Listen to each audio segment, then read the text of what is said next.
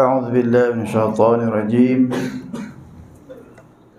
خير ما أحييكم بتحت الإسلام وتحت الإسلام بالسلام. السلام عليكم ورحمة الله وبركاته.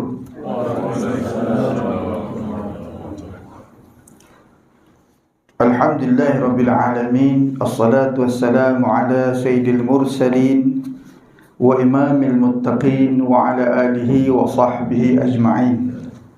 Ashhadu an la ilaha illallah wahdahu la sharika lah wa ashhadu anna Muhammadan abduhu wa rasuluh. Allahumma ja'alna minat tawabin wa ja'alna minal mutatahhirin wa ja'alna min ibadika salihin.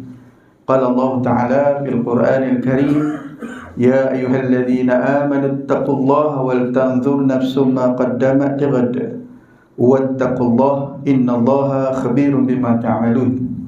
Wa qala Allah Ta'ala: Rabbi shrah li sadri wa yassir li amri wa hlul 'uqdatam min lisani yafqahu qawli. Subhanaka la 'ilma lana illa ma 'allamtana innaka antal 'alimul hakim. Wa qala Rasulullah sallallahu alaihi wasallam: Man yuridillahu bihi khairan yufaqihuhu fid-din.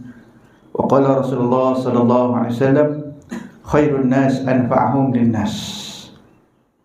Gunung Daik bercabang patah, hancur badan hamba bantah. Bulan Ramadan 17 hari dan sudah. Nisfu Ramadan tajuk tazkirah. Ni pantun minta balas. Bulan Ramadan bulan berkah, digandakan pahala, penuh rahmah. Perbanyakkan amal juga ibadah agar mendapat keampunan Allah. Surau Ar-Ridwaniyah nama diberi, nama surau. Jemaahnya ramai, tidak terperi. Ramadan bulan mulia berseri-seri. Moh dengar majlis ilmu untuk dipelajari. Ini kalau dengar ni cikgu, syarat-syarat sah pantun tu saya tak tahulah sah ke tidak. Tuan-tuan, perempuan, hadirin hadirat yang dirahmati Allah, bulan Ramadan sudah berhari-hari kita tempuhi. Ibadat puasa perintah dari ilahi. Telah berkata As-Sultan Al-Awliya Syekh Abdul Qadir Al-Jilani rahimallahu ta'ala untuk kita hayati dalam kitabnya Al-Ghunyah li Talibi Tariqul Haq, juzuk pertama muka surat 342 sehingga 343 yang berbunyi: Wa qila mithlu syari Ramadhani fi syuhur kamithlil qalbi fi suduri wa kal anbiya'i fil anam wa kal harami fil biladi. Dan dikatakan perumpamaan bulan Ramadan dalam kalangan bulan-bulan adalah seperti jantung dalam tubuh badan, seperti para nabi dalam kalangan manusia, dan seperti tanah haram dalam kalangan negeri-negeri. Wakhtara minna syuhuri arba'ah: Rajab wa Sya'ban wa Ramadan wal Muharram. Wakhtara minha Sya'ban wa ja'alahu syahran Nabi sallallahu alaihi wasallam. Fakama anna Nabi sallallahu alaihi wasallam afdalul anbiya kadzalika syahruhu afdalus syuhur. Dan Allah memilih 4 bulan, iaitu Rajab, Sya'ban, Ramadan, Muharram. Dan Allah memilih Sya'ban dan menjadikannya sebagai bulan Nabi Muhammad sallallahu alaihi wasallam. Maka sebab itu bulan Sya'ban turunnya surah Al-Ahzab ayat 56. Innallaha malaikatahu yusalluna 'alan nabi ya ayyuhalladzina amanu sallu 'alaihi wa sallimu taslima. Dan Allah jadikan Nabi sallallahu alaihi wasallam dan mengutamakan bulan Sya'ban Nabi Muhammad SAW dan Nabi Muhammad SAW di antara nabi-nabi lain. Bahkan oleh kerana itu selayaknya bagi setiap mukmin yang cerdas untuk tidak melalaikan daripada bulan Sya'ban, dia siap di bulan Sya'ban menghadapi bulan Ramadan dengan cara mensucikan diri dari dosa-dosa dan bertaubat dari setiap hari-hari yang telah berlalu.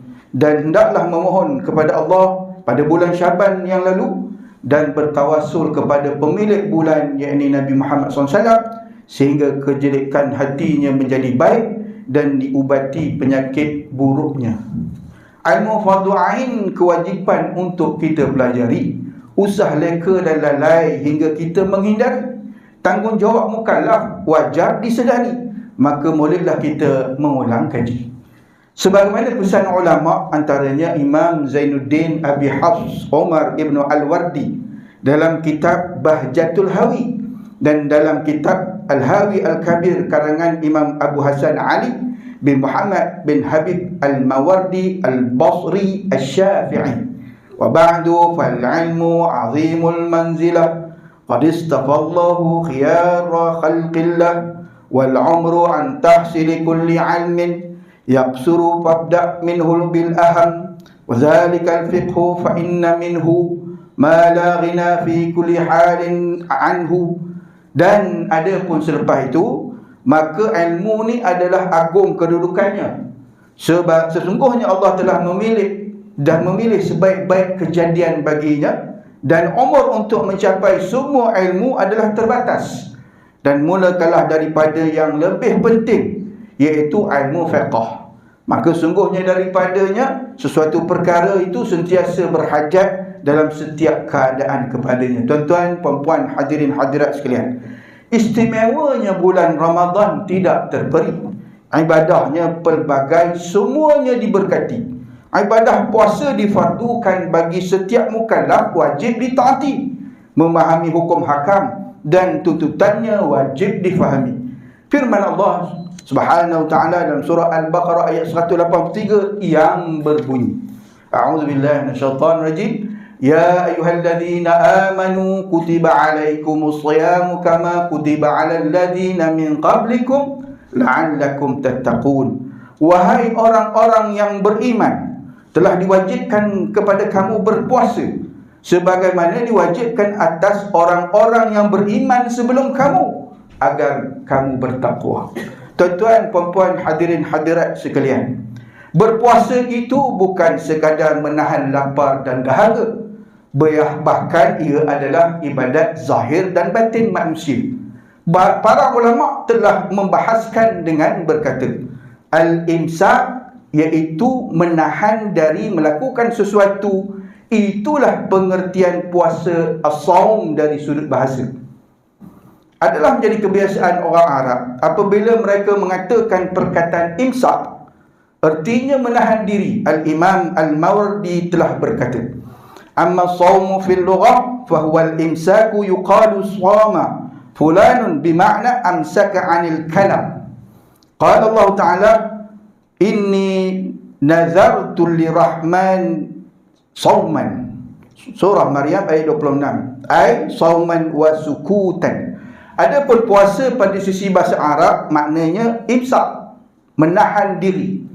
Dikatakan seorang itu puasa artinya menahan diri dari berkata-kata, sebagaimana dalam surah Maryam ayat 26, di mana Maryam mengatakan, sungguhnya aku telah bernazar bagi Tuhan akan berpuasa, artinya akan diam daripada berkata-kata.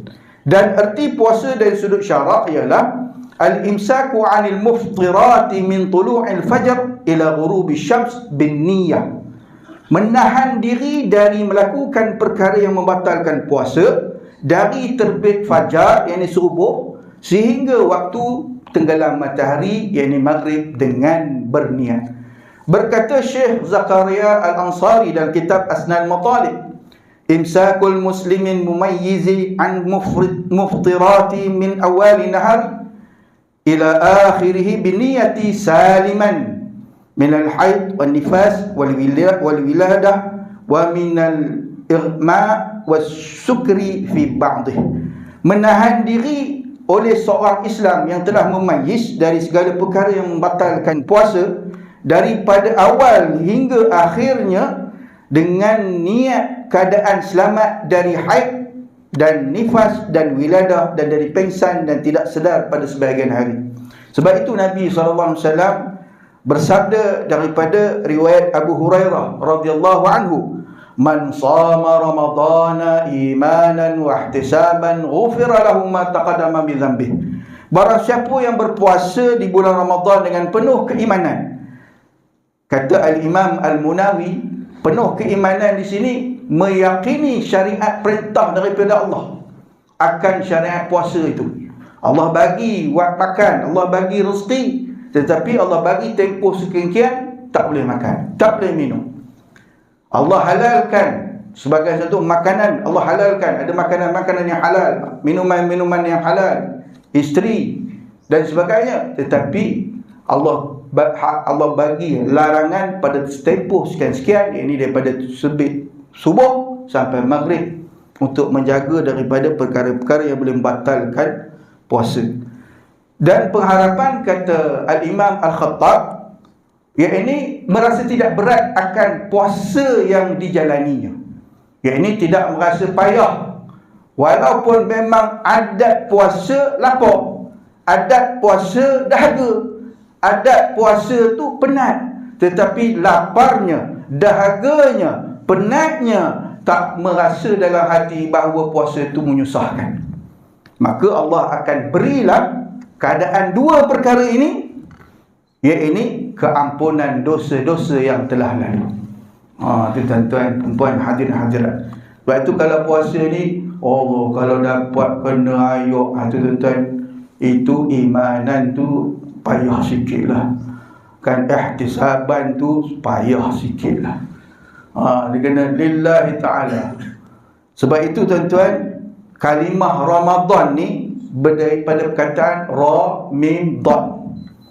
Makna Rumidha atau Ramadan, panas terik.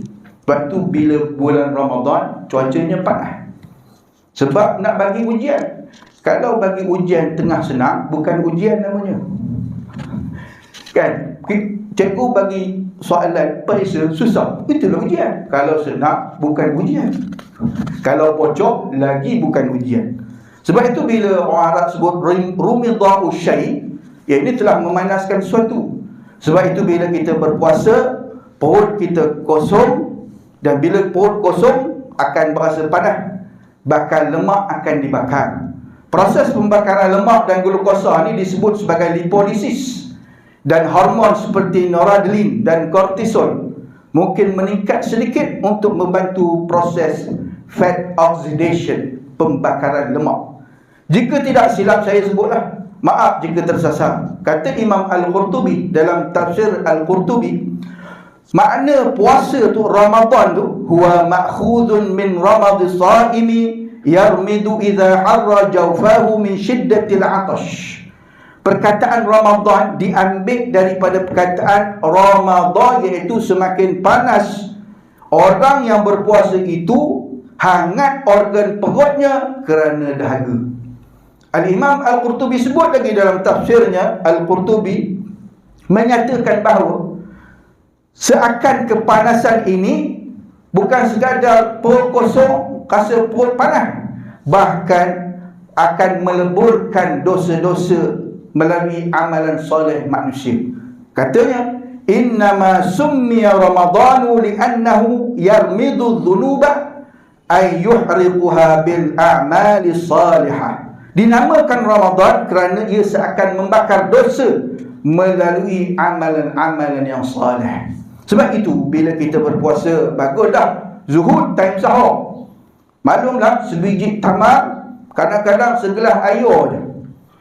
Diriwayatkan daripada Anas radhiyallahu anhu bahawa Nabi SAW bersabda, tasakharu fa inna fis sahuri barakah. Makan sahurlah kalian, kerana sungguhnya pada sahur itu ada berkah. Tapi bila time berbuka, Masya Allah, astagfirullah, macam tak makan setahun. Berbuka tu dah jadi revenge, balas dendam. Sedangkan Syekh Afdaluddin rahimahullah ta'ala berkata, antara adab orang berpuasa ialah mengenyangkan perut dengan cara yang disyariatkan, bukan kenyang dengan menurut adat kebiasaan. Tapi bila dah tengok tu puasa tu subuh maghrib je, Tapi kalau tengok adat kebiasaan kenyang pun pelik. Kan? Berapa jam aja patutnya. Bila kita berbuka, baginda Nabi membaca setelah berbuka. Doa ni dibaca sebelum berbuka dan setelah berbuka.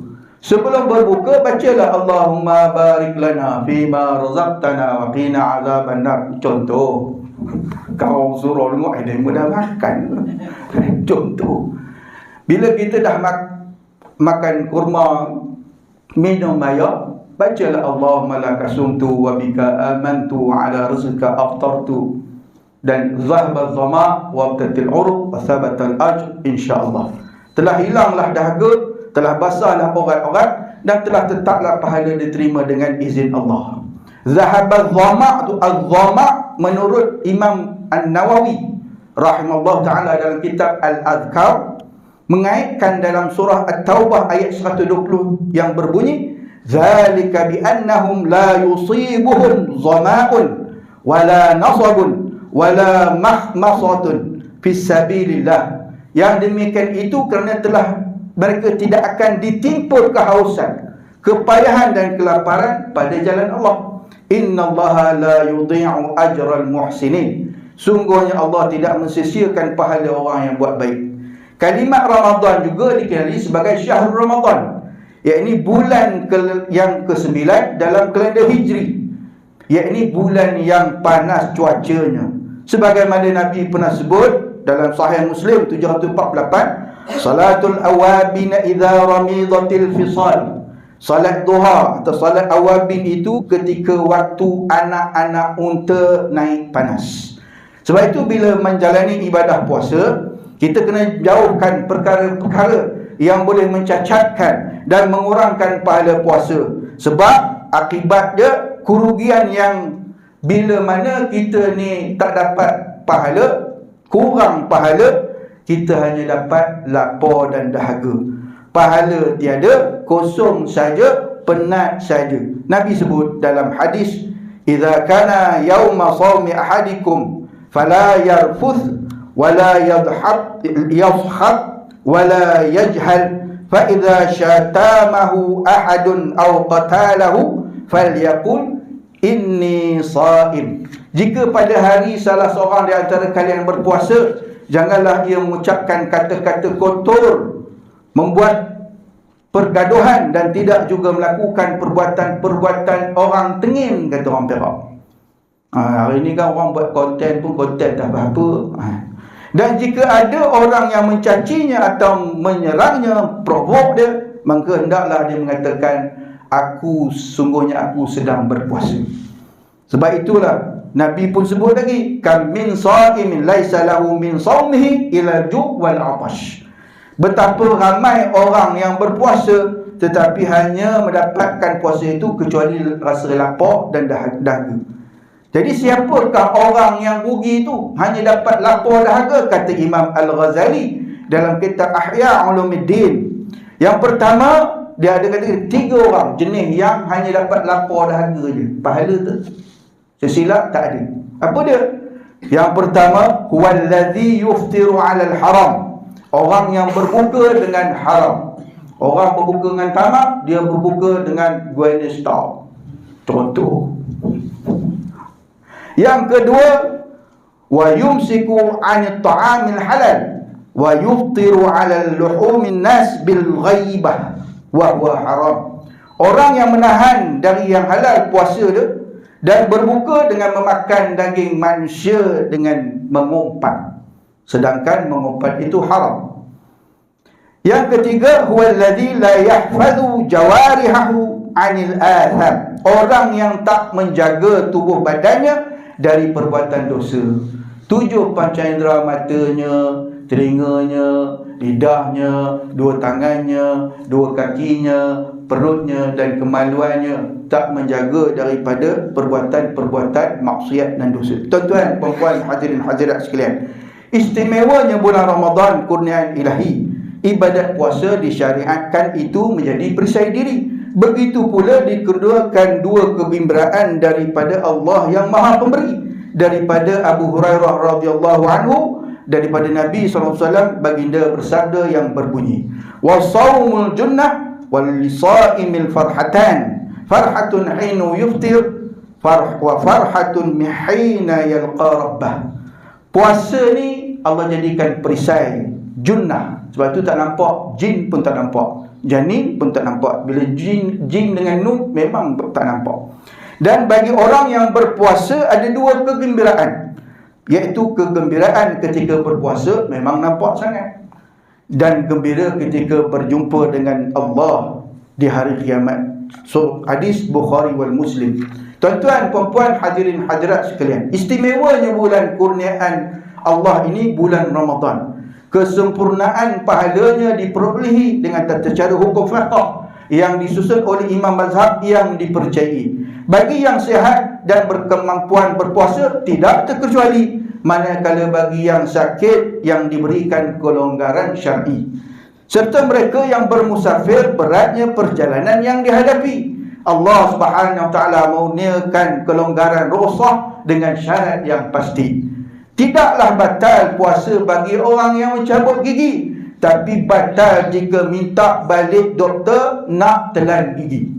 Tidaklah batal puasa bagi orang yang menjalani ujian darah, derma darah, tapi batal puasa bila mengketedarah.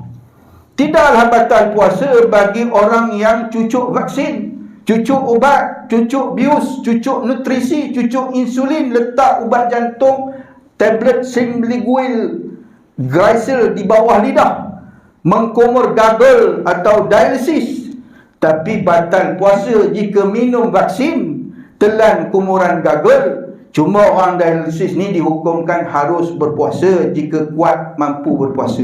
Jika tidak, boleh berbuka tetapi wajib qada pada bulan selain bulan puasa. Tidaklah batal puasa bagi orang yang memasukkan ubat buasir melalui duburnya sekira-kira tak melepasi aras jari atas ni. Kerana rongga terbuka itu terbagi dua, iaitu hak zahir dan hak batin. Kata ulama, hak zahir bagi rongga mulut sebelum tekak, melepasi tekak merupakan hak batin. Hak zahir bagi telinga sebelum gegendang, melepasi gegandang merupakan hak batin. Begitulah hak zahir bagi hidung sebelum tulang hidung. Apabila melepasi tulang hidung, itu sudah hak batin. Hak zahir bagi dua kemaluan kubur dan dubur, apa yang ditengok, nampak tu. Tetapi melepasi apa yang dinampak itu sudah merupakan hak batin. Sebab itu tuan-tuan, puan-puan, hadirin hadirat, bila masukkan tiub catheter uriskop yang ke bawah usus tu boleh membatalkan puasa kerana melepasi had batin, iaitu memasuki usus. Untuk mengetahui perbahasan had zahir dan had batin, yakni dihukumkan makruh, kurang nilai puasanya. Sebab itu kalau korek hidung hukumnya makruh. Bahkan kalau korek hidung tak ada hajat boleh membatalkan puasa. Tapi kalau dah daripada pagi itu hidung tu gatal, kan, tak, tai hidung pun dah pelok, selagi tak melepasi hak batin, tidak membatalkan puasa. Dalam ulama menjelaskan hak zahir dan hak batin ni, kitab Al-Mughni Al-Muhtaj ila Ma'rifatul Ma'ani Al-Faz Al-Minhaj jilid 2 surat 156, kitab An-Najmu Al-Wahhaj fi Syara' Al-Minhaj jilid 3 surat 297, kitab Hasyiah Al-Jamal ala minhajut tullab Syekh Zakaria Al-Ansari, kitab Rawdatul Talibin jilid 2 surat 356 oleh Imam Nawawi, dan Fiqh Manhaji jilid 2 surat 342 dan banyak lagi. Nak mengetahui hak zahir dan hak batin. Tidaklah batal puasa, tetapi makruh saja bagi orang yang berbekam memakai wangian, perfume, minyak atar. Makruh hukum je. Menghidu kemian atau bukhur. Bahkan menghidu kemian atau bukhur tu kalau dikira sebagai umumul balwa, kesukaran yang untuk dapat dielak. Ini disebut dalam kitab Khasyiah I'anah At-Talibin Syekh Abu Bakar Syatta jilid 2 surat 281. Termasuk dihukumkan makruh bagi wanita yang memakai gincu, lipstick, lip gloss dan sebagainya.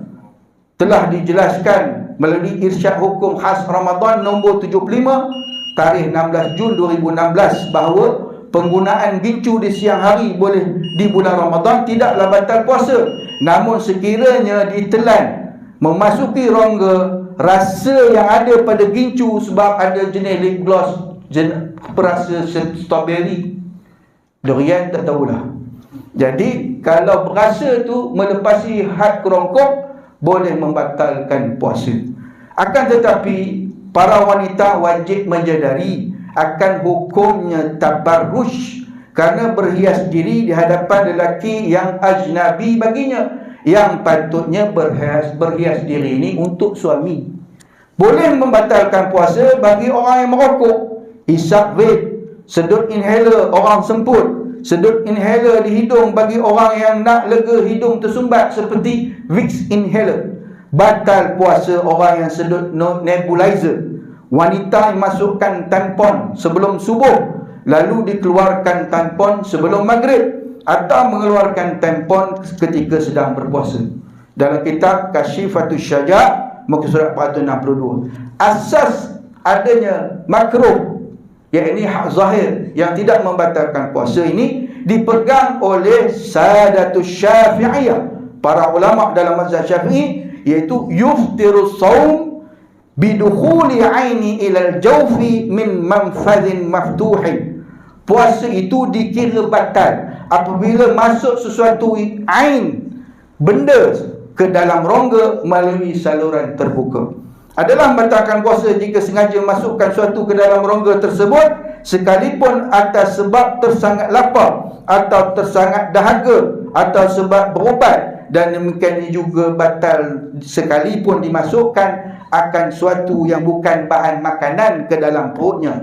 Berkata Al-Imam Asy-Syirazi, dan tiada beza antara benda yang dimakan dengan benda yang tidak dimakan.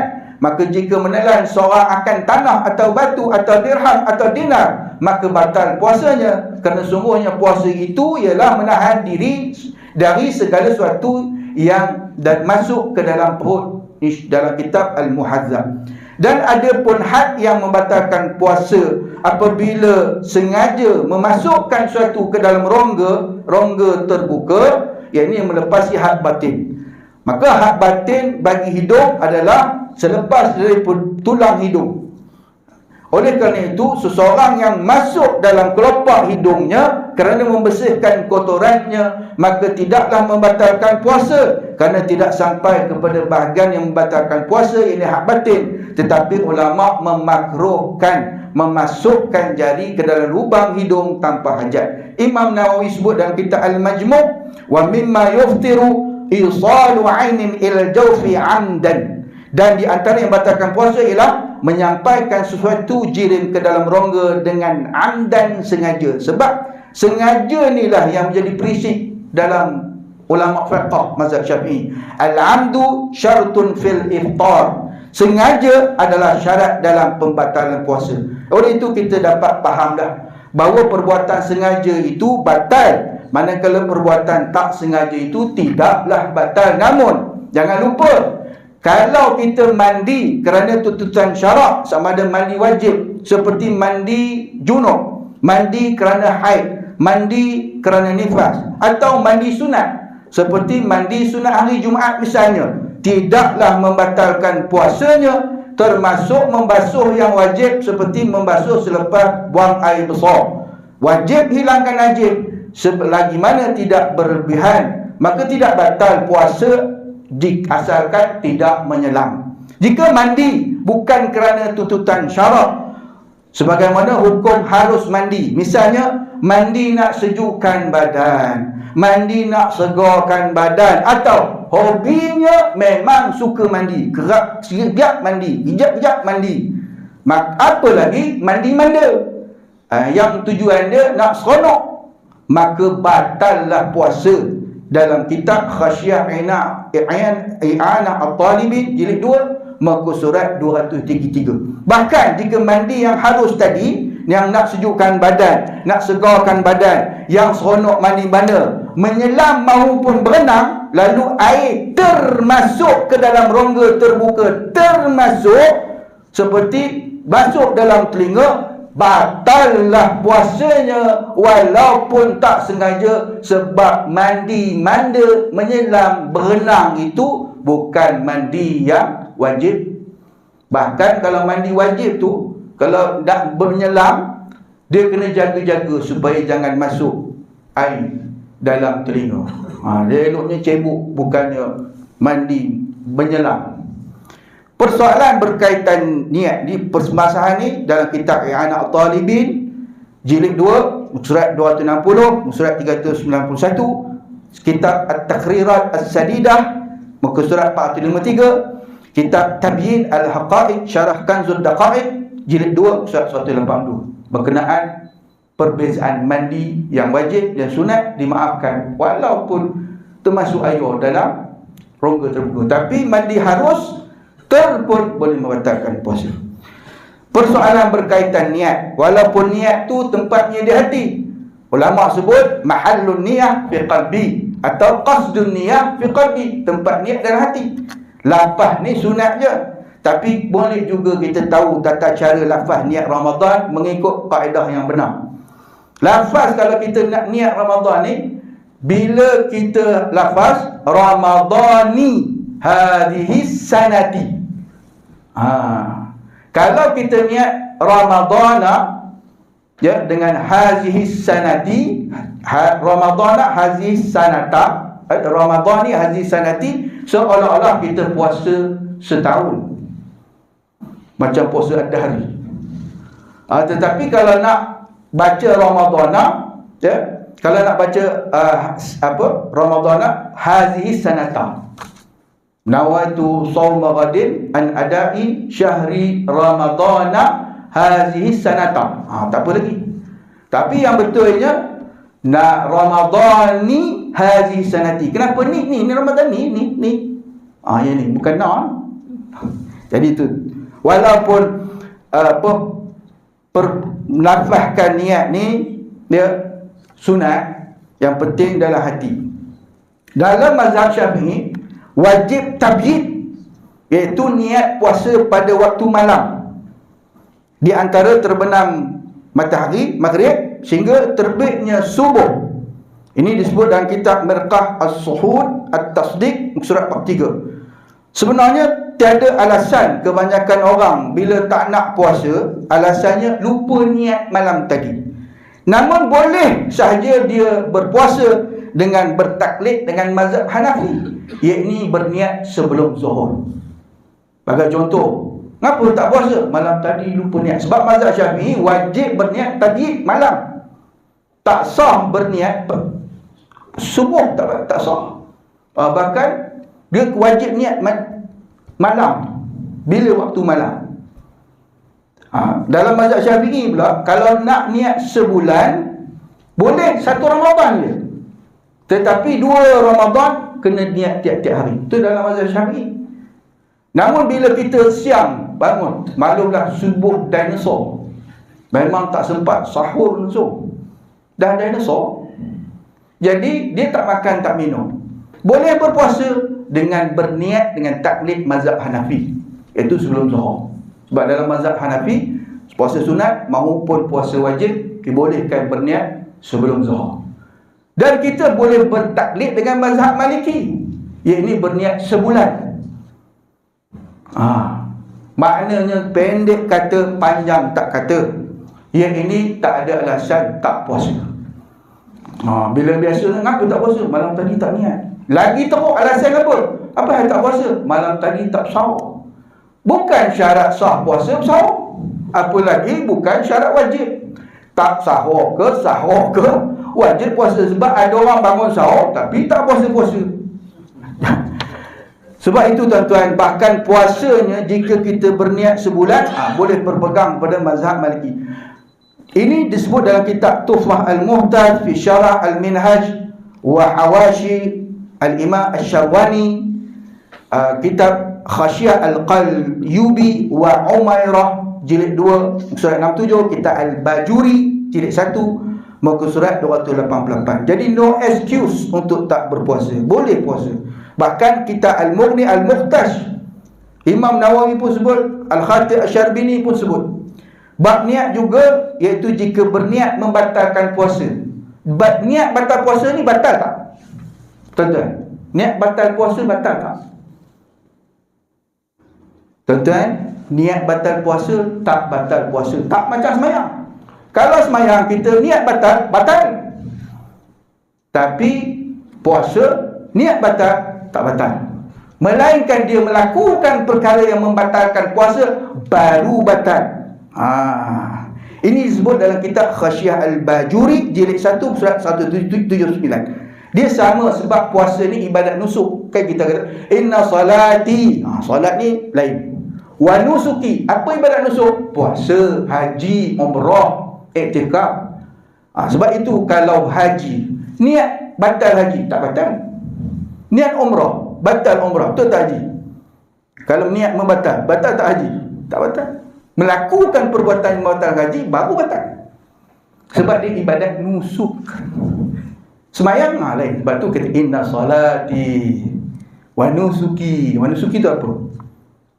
Wa nusuki itulah puasa, haji dan sebagainya. Tuan-tuan, puan-puan, hadirin hadirat yang dirahmati Allah, pergi ke kebun memetik kelapa, singgah sebentar membeli kurma. Bangunlah sahur, jangan lupa, kerana sahur ada keberkatannya. Nabi SAW bersabda, tasahharu fa inna fis sahuri barakah. Makanlah sahur kalian, kerana sungguhnya pada sahur itu ada berkat. Sebab itu kita nak tahu waktu sahur pukul berapa. Sebabnya tuan-tuan, kalau kita katakanlah tengah malam pukul 12 tengah malam, dalam bahasa Arab disebut az-zalfah. Az-zalfah tu 12 tengah malam. Jadinya seseorang yang makan sahur sebelum jam 12 tengah malam, dia tidak mendapat sunat bersahur dan tidak dinamakan sahur, kerana waktu bermula sahur yang disebut sebagai as-sahar, separuh malam, nisful lail. Dia ini bermula jam 2 tengah malam. 2 tengah malam tu sahur waktu. Jadi kalau sebelum tu tak dikira, sehinggalah terbit fajar sadiq. Ini disebut dalam kitab Khasyiah Al-Jamal jilid 3 muka surat 432, Khasyiah I'anah Talibin jilid 2 syarah kepada Fathul Mu'in muka surat 277, dan banyak lagi. Ada beza tuan-tuan, as-sahar, as-sahur dengan as-suhur. As-suhur itu perbuatan kita makan minum. Perbuatan makan minum tu nama dia as-suhur. Manakala waktu tu namanya as-sahar. Sebab akhirul lail qubailal fajr atau qabilul fajr, yakni akhir malam sebelum subuh. As-sahur itu benda yang kita makan, yang kita minum, yang kita santap, waktu sahar. Jadi ada beza tuan-tuan. Ini disebut dalam kitab Khasyiah Al-Bajuri, ada I'anah Talibin. Maknanya waktu sahar itu makannya sahur, waktunya sahar, iaitu separuh malam sebelum barulah dapat sunat bersahur. Ini sahur tu makan, perbuatan makan. Dia punya waktu tu adalah sahar. Tuan-tuan, puan-puan, hadirin hadirat sekalian, istimewanya bulan Ramadan yang Allah kurniakan darjat takwa dengan bertakwa. Kita dimuliakan oleh Allah sebagaimana Sayyidina Ali sebut, at-taqwa hiyal khauf minal jalil wal amal bil tanzili wal qana'atu bil qalili wal isti'dadu li yaumir rahil. Takwa ni merasa takut dan gerun kepada Allah yang Maha Agung, beramal dengan apa yang terkandung dalam Quran, bersikap qana'ah dengan sedikit, yakni syukur apa yang ada, dan persediaan bagi menghadapi hari akhirat. Disebut dalam kitab Subulul Huda wa Rasyad. Berkata Sahal bin Abdullah Al-Tustari, man arada an tasihha lahu taqwa falyatruki dhunuba kullaha. Barang siapa yang menginginkan agar takwanya benar, maka dia hendaklah meninggalkan semua perbuatan dosa. Syekh Tajuddin Abu Fadl Ahmad Ibnu Muhammad Ibnu Abdul Karim Ibnu Athaillah Al-Iskandari yang kita sebut Athaillah Al-Iskandariyah. Littaqwa zahirun wa batinun, fadhahiruhu muhafadhatul hududi wa batinuhu an-niyatu wal ikhlas. Takwa ni terbagi dua, zahir dan batin. Takwa zahir adalah menjauhkan diri daripada perkara-perkara yang dilarang, manakala takwa batin adalah niat dan ikhlas. Tuan-tuan, perempuan, hadirin hadirat yang dirahmati Allah, istimewa bulan Ramadan bukan sekadar kemeriahan orang mempersiapkan diri untuk bahagia raya. Lah ni orang baru berapa satu Ramadan dah siap dah iklan raya, semua nak sibuk raya, lagu raya pun dah pasang dah. Sebab itu bila kita dalam bulan Ramadan ni, bukan kemeriahan dia untuk mempersiapkan diri untuk beraya, dan tidak diukur sebagai satu tanda kesempurnaan Ramadan dengan berbaju baru, berhias indah. Tapi pesan Ibnu Rajab Al-Hambali berkata, laisal 'aid liman labisal jadid, innamal 'aid liman ta'atuhu tazid. Laisal 'aid liman tajammala bil libasi war rukub, innamal 'aid liman ghufirat lahu dhunub. Hari raya bukan milik orang yang berpakaian baru, akan tetapi hari raya itu milik orang yang ketaatannya bertambah. Hari raya bukan milik orang yang berhias dengan pakaian indah dan kenderaan mewah. Maklumlah, bila nak raya ada iklan jual kereta, diskaun, diskaun, diskaun. Tetapi hari raya itu milik orang yang telah diampunkan baginya dosa-dosa. Dalam kitab Lataiful Ma'arif muka surat 277, pernah Khalifah Umar bin Abdul Aziz, dia ni seorang khalifah, anak dia datang jumpa dia, minta baju baru, baju raya. Kata khalifah, laisal 'aid liman labisal jadid, innamal 'aid liman khafa yaumal wa'id. Hari raya itu bukan bagi orang yang memakai pakaian baru, akan tapi hari raya bagi mereka yang takut terhadap hari pembalasan. Lepas ni kalau anak minta baju raya kan, laisal 'aid liman labisal jadid. Bukan tak boleh, boleh, sunat kan, tetapi jangan kata orang puasa dulu baru raya. Tu Ramadan tak keluar lagi, dia nak hambat bagi keluar. Sebab berharap-harap agar Ramadan cepat berlalu pergi, sebab nak raya sangat. Ulama sebut, nuqila anil Ibnu Hajar Al-Haytami, inna tamanniya zawali Ramadana minal kabair, wala'allahu kama qala al-amir idza kana bughdan lil ibadah wa rubbama yakhsha minhu al-kufr wal 'iyadu billahi ta'ala wa mimma yukhalifu ta'zima sya'airillahi ta'ala qaulul awam Ramadan marid. Ibnu Hajar Al-Haytami, ulama besar mazhab Syafi'i, pernah menyebut dalam kitab Az-Zawahiru Al-I'tiraful Kabair tentang dosa-dosa besar. Apa katanya? Dia kata, sesungguhnya menginginkan hilangnya bulan Ramadan adalah sebahagian dari dosa besar. Dan mungkin seperti yang dinyatakan oleh Al-Amir, jika hal ini ada unsur kebencian terhadap ibadat di bulan Ramadan. Bahkan hal itu dikhawatirkan boleh menjurus kepada kekufuran, iaitu kufur amal. Semoga kita dilindungi oleh Allah dan termasuk sikap merendahkan terhadap syiar-syiar Allah. Sebab Ramadan itu syiar-syiar Allah adalah pernyataan orang awam yang biasanya bila masuk je Ramadan, dia menganggap bulan yang membahayakan kesihatan. Sebab kena puasa.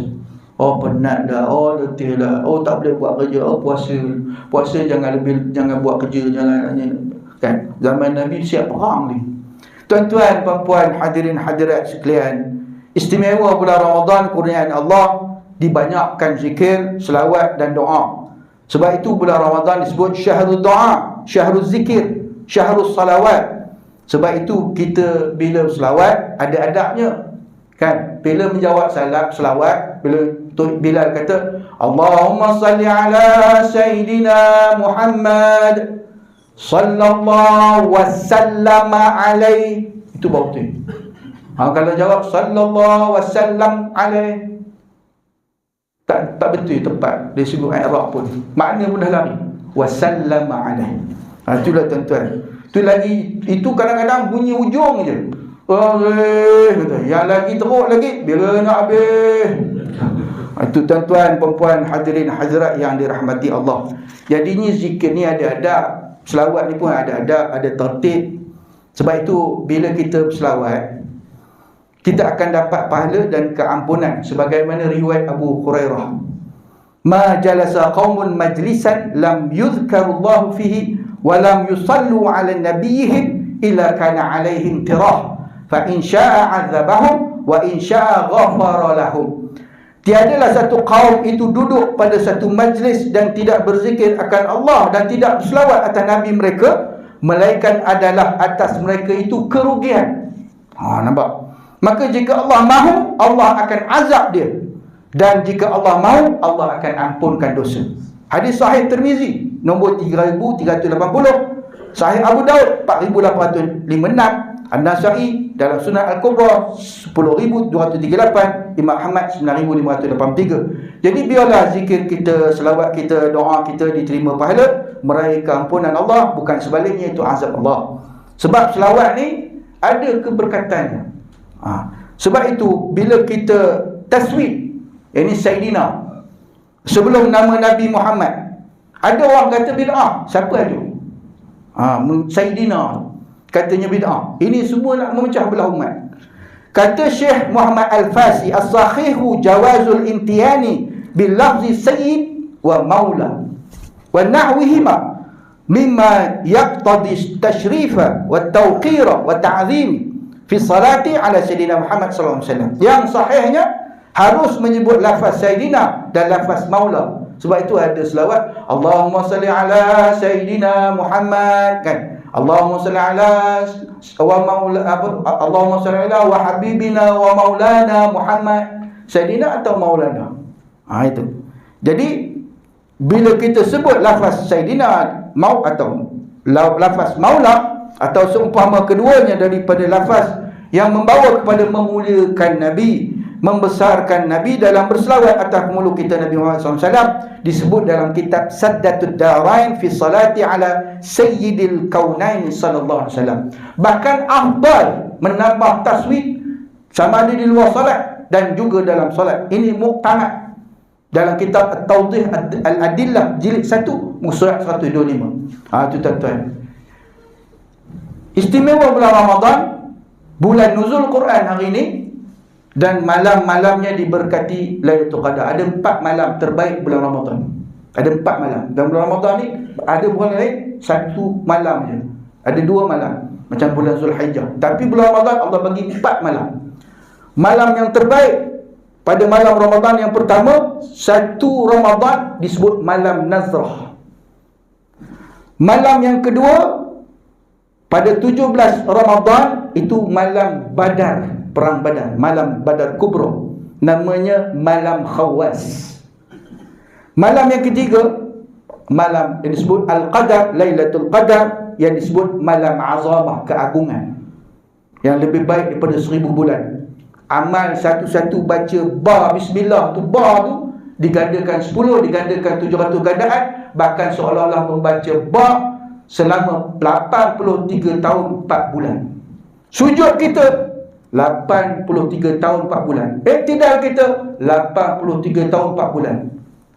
Semuanya dikira, tak ada yang disisihkan. Rabbana ma khalaqta hadza batila. Dan yang keempat, malam yang terbaik di bulan Ramadan, iaitu malam terakhir 29 Ramadan atau 30 Ramadan, disebut malam jaizah, malam graduate, convocation.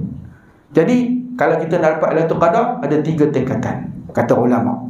Wa maratibu ihya'iha salasun. Ulya wa hiya ahya'u lailatiha bis salati, wa wusta wa hiya ahya'u mu'dhamiha bi dzikri, wa dunya wa hiya ay yusalli al-'isha'i fi jama'ah wa subhi fi jama'ah. Syekh Nawawi menyebutkan dalam kitab Nihayatuz Zain, Syekh Nawawi Al-Bantani Al-Jawi Al-Makki, surat 195, 198.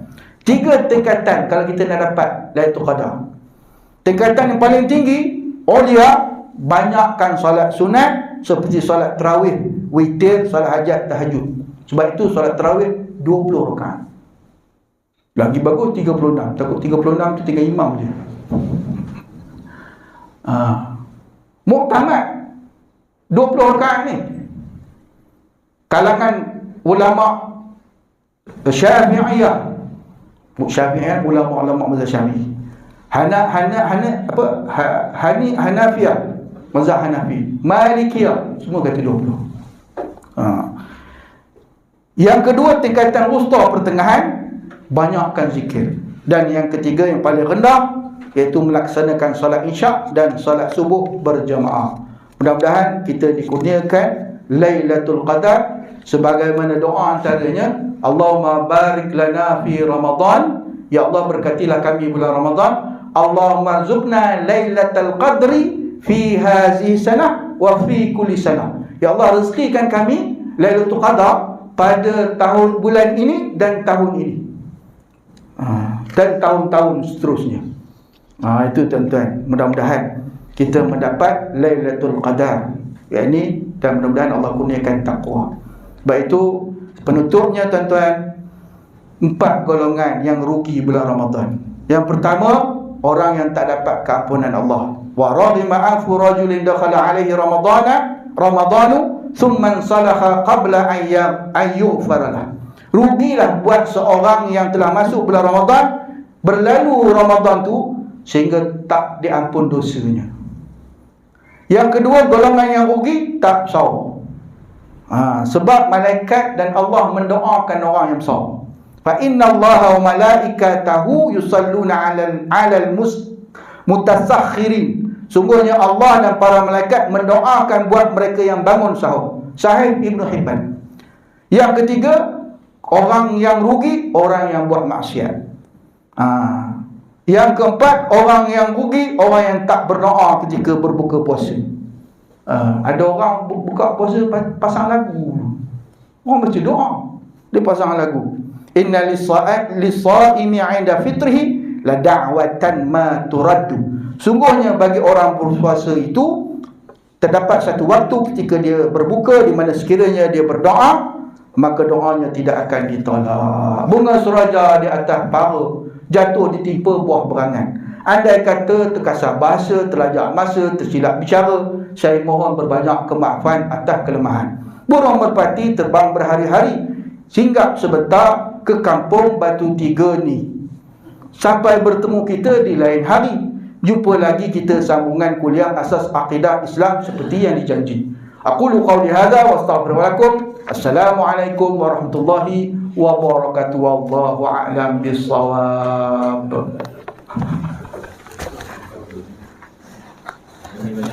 Banyak tu. Tu pun dah kat-kat. Wah. InsyaAllah. Ada hari Pastor kan? Ya. Hari apa dah boleh start? Hari bantu. Hari apa? Boleh join lah. Oh, boleh. Tapi bantu saya takut tak ikut skop lah.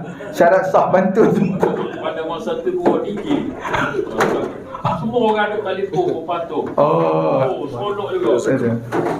Masya-Allah. Allah. Sultan. Allah.